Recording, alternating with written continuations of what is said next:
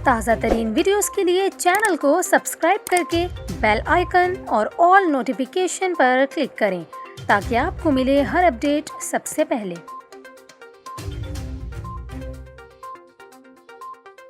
और अभी आपको बताएं, शिमाली इलाका जात में बारिश और बर्फबारी के बाद मौसम सर्द हो गया। महकमा मौसमियात के मुताबिक दीर शहर समेत बालाई इलाकों में रात गए होने वाली बारिश और बर्फबारी से मौसम इंतहाई सर्द हो गया। थल, कुमराट और लवारी टनल में 4 से 6 इंच तक बर्फबारी हुई। महकमा मौसमियात के मुताबिक दीर शहर में अब तक 24 मिलीमीटर बारिश, जबकि कम से कम दर्जा हरारत 3 डिग्री सेंटीग्रेड रिकॉर्ड किया गया। इसके अलावा चित्राल शहर और गिरदोनवाह में भी रात भर बारिश और बालाई इलाकों में बर्फबारी हुई। चित्राल के बालाई इलाकों शिंदूर, बरोगल और कैलाश वैली में शदीद बर्फबारी हुई। दूसरी जानिब ज़िला स्वात के शहर मेंगोरा में भी बारिश से मौसम इंतहाई सर्द हो गया।